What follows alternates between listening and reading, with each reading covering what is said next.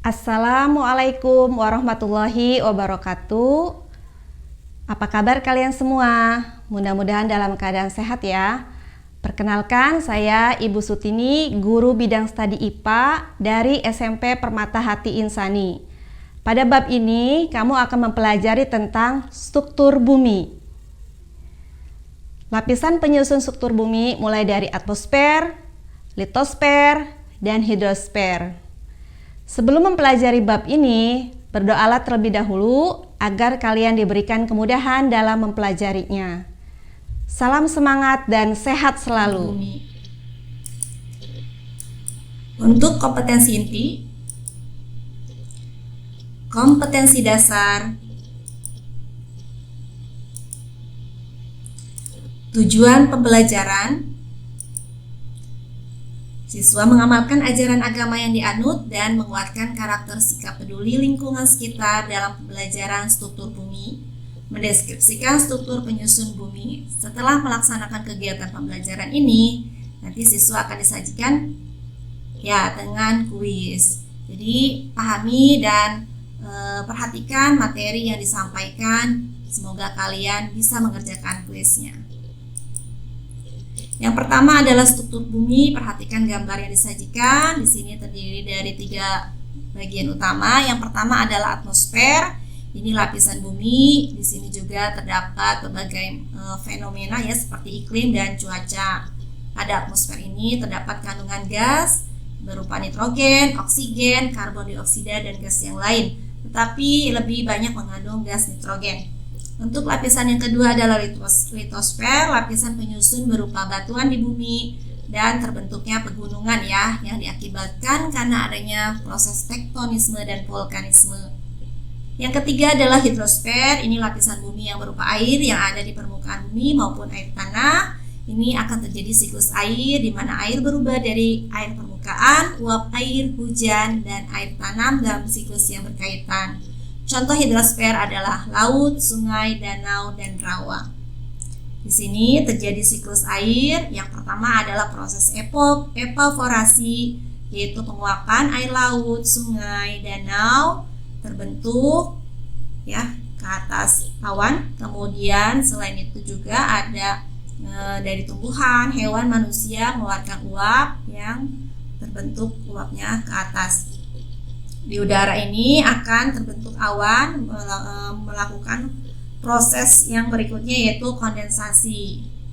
Dari hasil kondensasi menghasilkan butir-butir titik air yang menghasilkan hujan. Prosesnya disebut dengan presipitasi. Kemudian air hujan yang turun akan kembali ke sungai, ke tanah, dan ke air laut. Dan siklus ini akan berulang kembali seterusnya. Berikutnya adalah lapisan penyusun atmosfer. Di sini ada beberapa lapisan. Yang pertama adalah troposfer, yaitu merupakan lapisan tempat terjadinya peristiwa seperti hujan, petir, siklus air, dan hidrologi. Yang kedua adalah stratosfer, merupakan lapisan yang berfungsi melindungi bumi dari sinar radiasi ultraviolet. Pada lapisan ini terdapat lapisan ozon. Kemudian yang ketiga adalah mesosfer. Di sini lapisan yang berfungsi melindungi bumi dari benda angkasa seperti meteor. Yang keempat adalah termosfer, merupakan lapisan yang berfungsi sebagai tempat dipantulkannya gelombang radio. Dan yang terakhir di sini adalah lapisan eksosfer, yaitu merupakan lapisan terluar dari atmosfer bumi. Kita bahas yang pertama adalah lapisan litosfer. Di sini disajikan gambar. Kalian perhatikan struktur bumi. Yang pertama terdiri dari kerak bumi atau litosfer. Ini kerak bumi adalah di mana tempat kita tinggal. Kemudian mantel bumi ini sebagai selimut yang berfungsi untuk melindungi bagian dalam bumi. Ada inti bumi, di sini ada inti luar dan inti dalam. Untuk bagian inti dalam di sini terbuat dari logam padat yang mengandung besi dan nikel.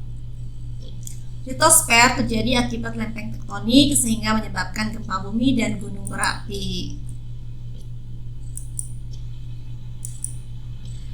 Gempa bumi ini disebabkan oleh pergerakan lempeng-lempeng pembentuk kerak bumi, kemudian berupa getaran atau guncangan yang terjadi di permukaan bumi akibat pelepasan energi dari dalam bumi. Nah, di sini dibedakan menjadi 3 kelompok berdasarkan penyebabnya. Yang pertama adalah gempa tektonik. Ini terjadi karena pertemuan 2 lempeng yang berbeda sehingga terjadinya pergeseran kerak bumi.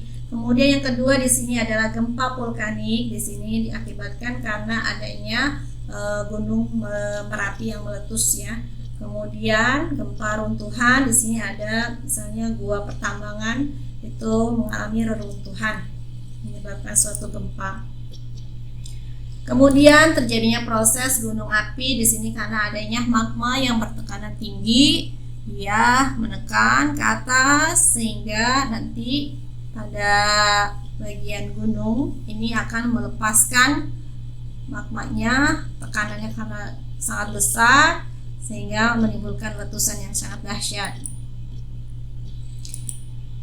Kemudian mitigasi bencana alam di sini bisa kita lakukan sebelum terjadi, saat dan sesudah. Tindakan yang dilakukan sebelum terjadi bencana biasanya kita akan mempersiapkan dengan pengetahuan dan mental yang memadai kepada warga sekitar atau masyarakat ya.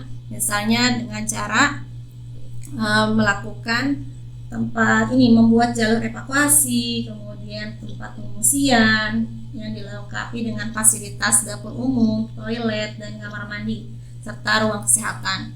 Kemudian saat terjadi gempa, di sini tujuannya adalah untuk penyelamatan diri. Jadi kita bisa melindungi diri kita. Misalnya pada terjadi proses gempa bumi itu ketika di dalam rumah kita berlindung di bawah meja ya yang kuat sehingga tidak terkena reruntuhan bangunan. Tetapi jika kita berada di luar ruangan itu harus menghindari tempat-tempat seperti dekat gedung-gedung bertingkat, kemudian bawah pohon dan tiang-tiang penyangga itu harus dihindari untuk penyelamatan diri. Kemudian untuk sesudah terjadi gempa atau bencana, di sini kita melakukan penyelamatan yang utama adalah penyelamatan korban ya, baik itu yang meninggal, luka-luka, itu harus ditangani dengan cepat. Kemudian persiapan diri selanjutnya adalah untuk menata masa depan yang lebih baik. Mungkin cukup video pembelajaran yang saya berikan, mudah-mudahan bisa dipahami. Saya ucapkan terima kasih. Wassalamualaikum warahmatullahi wabarakatuh. Salam semangat dan sehat selalu.